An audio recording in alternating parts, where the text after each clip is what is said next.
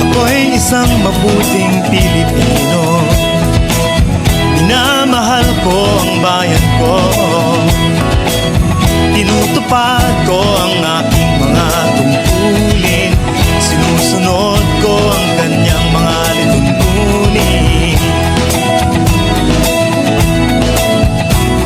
Tumatawid ako sa tamang tawiran, sumasakay ako sa tamang sakayan, pumipila at di nakikipag-unahan, at di ako pasiga-siga sa lansangan.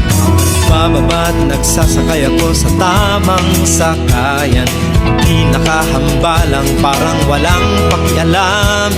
Pinagbibigyan kong mga tumatawid sa kalsada, humihinto ako pag ang ilaw ay pula, pagkat ako'y isang mabuting Pilipino. Minamahal ko ang bayan ko, tinutupad ko ang aking mga tungkulin, sinusunod ko ang kanyang mga lituntunin. Di ako nangungutong o nagbibigay ng lagay, tiket lamang ang tinatanggap kong binibigay. Ako ay nakatayo doon mismo sa kanto at di nagtatago sa ilalim ng puno. Di ako nagkakalat ng basura sa lansangan, di bumubuga ng usok ang aking sasakyan.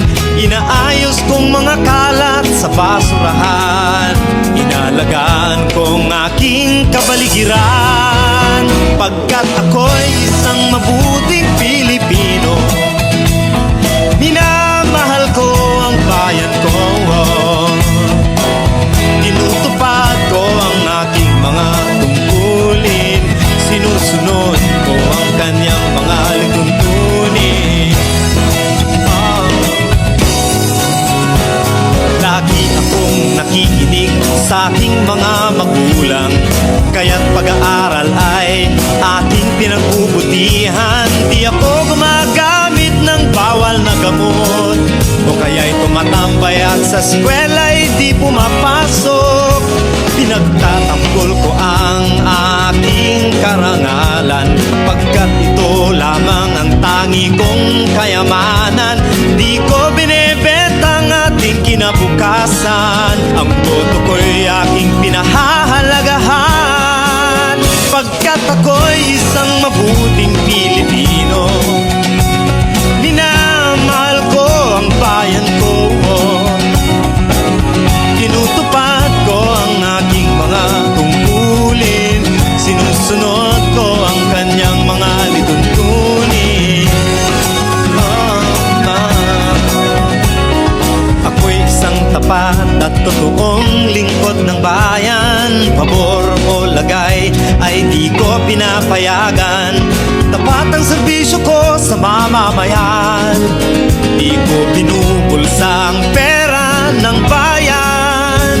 Pinagtatanggol ko ang mamamayang Pilipino, mga karapatan nila'y kinikilala ko.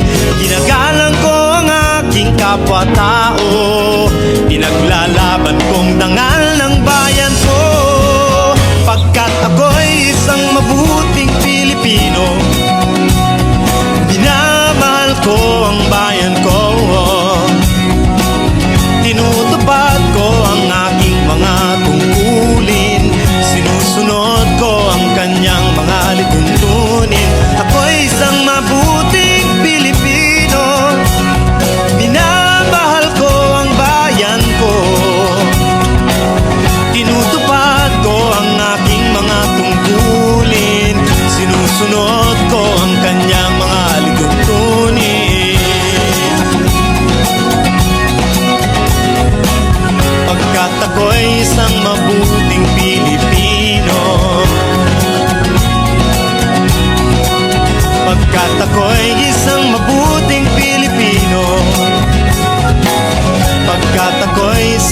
mabuting Pilipino.